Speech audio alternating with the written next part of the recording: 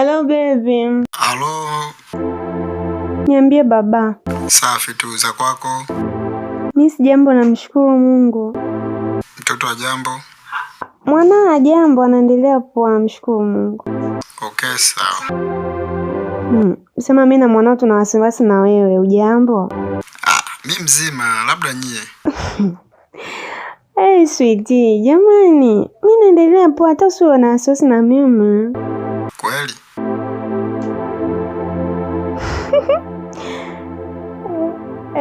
Jambo, afu nikwambie kitu baby.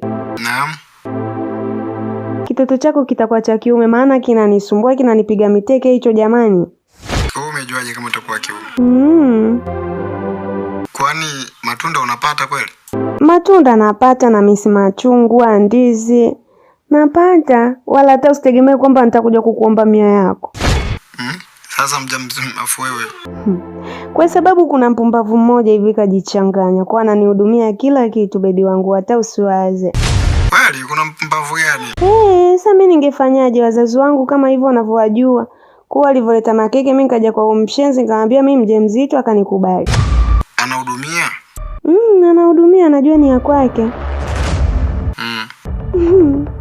Alafu baby, natamani sana mwanangu afanane na wewe, maana ulivyo mzuri hivyo jamani, nikitoa kitoto kizuri kama wewe nitaringa. Kwa nini sasa? Natamani na mimi nije kupata wakwe wazuri. Ushapata tayari? Ila wewe, kwa nini jamaa hawezi kujua? Huyo achana naye, hata hawezi kugundua. Mimi nikishajifungua tu tutajua tunafanyaje. Kweli Nakupenda wewe peke yako. Unahakika kama unanipenda? Wewe ndio maisha yangu. Huyo jamaa hawezi kugundua? Hawezi kujua, na akijua atajua mwenyewe. Atajua nikishajifungua huko. Mimi naondoka ndo anajua. Kweli. Wewe jipe uhakika. Usijali. Ananihudumia, ananipa kila kitu. Ni mpumbavu na muendesha kaa nini? Ndio hivyo dadi. Kweli au sio? Hawezi kujua chochote mpaka nijifungue.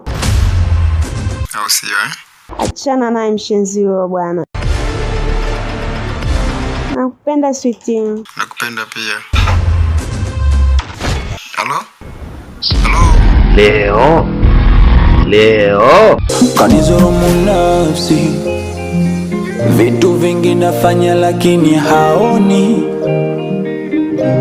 akanipipitisha chocholo, na mapenzi na pesa nampa haoni.